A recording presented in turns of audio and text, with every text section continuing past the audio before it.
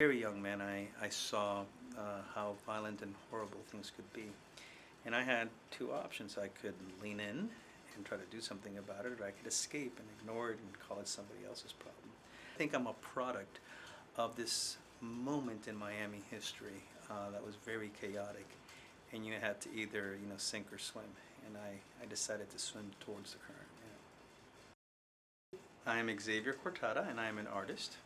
I also serve as professor of practice here at the University of Miami in the Department of Art and Art History, with secondary appointments in the School of Law and the School of Medicine. I'm the son of two Cuban refugees. Mom and dad arrived in Miami independently when they were very young. They left Castro's Cuba because of the Cuban Revolution, a communist regime down there. They were forced to take flight and leave their homeland, their country. So they came here as refugees, and they met in the basement of a church in downtown Miami. They met, fell in love, got married, and needed jobs. So they went up north by 1963. They got married in December of 62. By 63, they were in New York, in Albany, New York. And I was born there a year after that. My older brother was born in 63, and I was born in 64. 10 days later, my dad got another job in Niagara Falls, Buffalo, all the way on the other side. And I moved to Niagara Falls as a 10-day-old baby, I am told, and lived there for about 2.5 years. By 1967, we're back in Miami, and I grew up in Miami. So although I was born in Albany, I am from Miami, the place where my parents met. And I'm a proud Cuban-American kid, and I've seen Miami grow alongside me. It's the only place I've ever called home. As a child, my dad was an artist, and the artwork that he created in many ways talked about his longing for Cuba. My uncle as well, a lot of his paintings and pictures depicted that.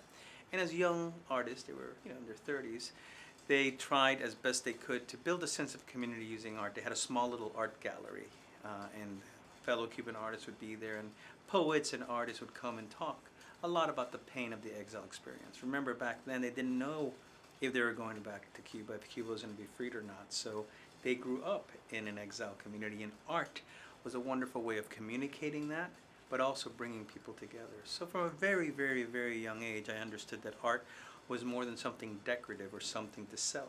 The value of art was really a powerful way of communicating ideas and bringing people together. As a young man, I didn't really think I was going to use art as a part of a profession. I was a lawyer.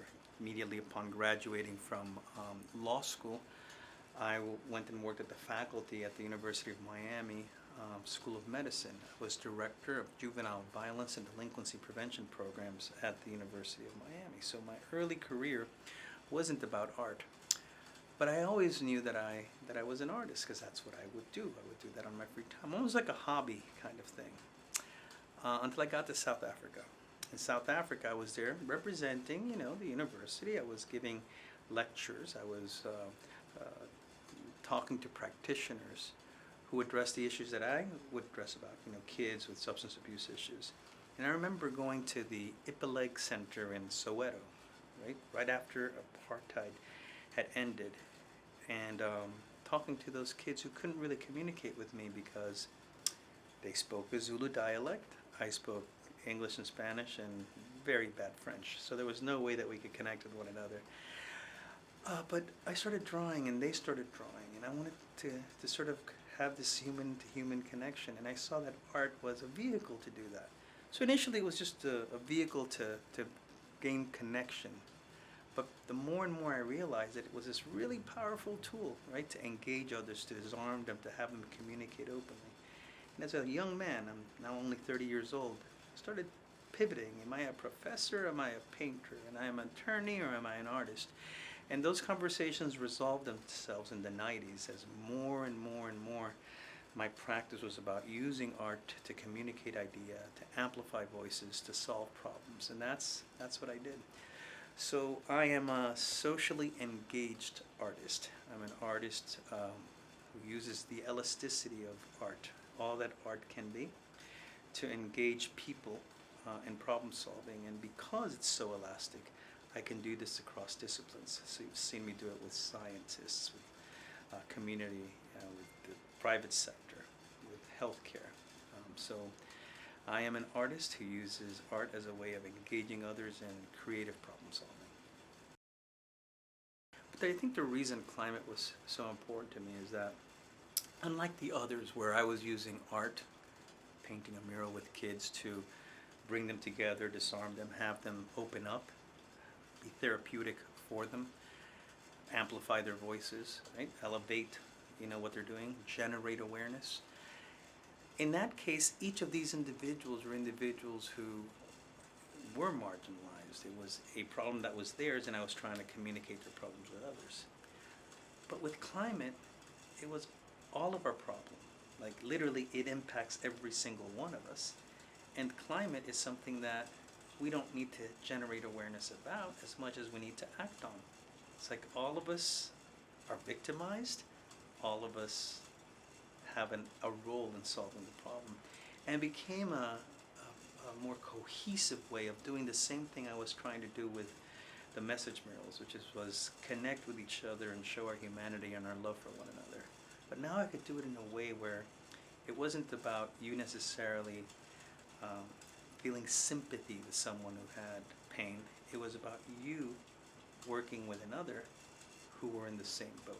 And I think that's the value, I think, of working on the issue of climate, that it is truly universal. It shows, I think, an important connection between us across the planet. Climate impacts us, it impacts Tuvalu as well.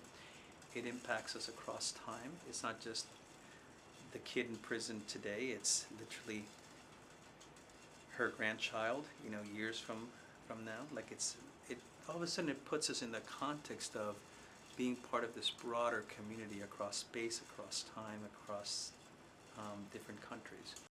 I think in many ways I've been trying to model things. So I want to model what an artist is, right? An artist is someone who's a thought leader, who tries to inspire, innovate new ways of thinking and behaving and acting. And I think in many ways I try to do that through my life too.